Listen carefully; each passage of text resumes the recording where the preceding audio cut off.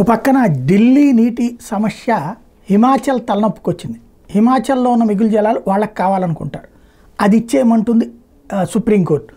అది ఇస్తే భవిష్యత్తులో ఎలా అన్నటువంటిది హిమాచల్ ప్రభుత్వాన్ని.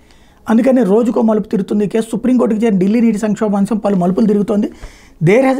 దేశ రాజధానికి మిగులు జలాల విడుదల మీద హిమాచల్ ప్రదేశ్ ప్రభుత్వం అనుసరించిన వైఖరిని సుప్రీంకోర్టుకి తీవ్ర ఆగ్రహం కలిగించింది. ఆ రాష్ట్ర ప్రభుత్వం తొలుత అందజేసిన సమాచారం ఆధారంగానే 137 క్యూసెక్కుల మిగులు జలాలను విడుదల చేయాలని ఈ నెల 7న సర్వోన్నత న్యాయస్థానం ఆదేశించింది.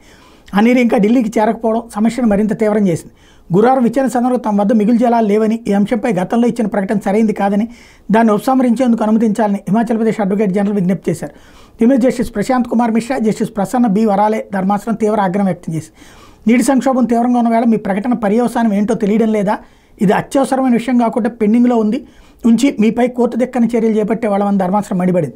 దీంతో అడ్వకేట్ జనరల్ క్షమాపణలు చెప్పారు. తొలి ప్రకటన వెనక్కి తీసుకుంటూ అఫిడవిట్ సమర్పిస్తానని చెప్పారు. అనంతరం ధర్మాసనం అదనపు నీటి సరఫరా కోసం అప్పర్ యమునా రివర్ బోర్డుకి దరఖాస్తు చేసుకోవాలని ఢిల్లీ ప్రభుత్వానికి సూచించింది. యమునా నదీ జలాల పంపిణీ వివిధ రాష్ట్రాలతో ముడిపడిన సంక్లిష్ట సున్నితమైన అంశమని పేర్కొంది. దీనికి సంబంధించిన సాంకేతిక నిపుణత కోర్టుకు లేనందున మధ్యంతరత్తులు జారీ చేయడం లేదని చెప్పింది.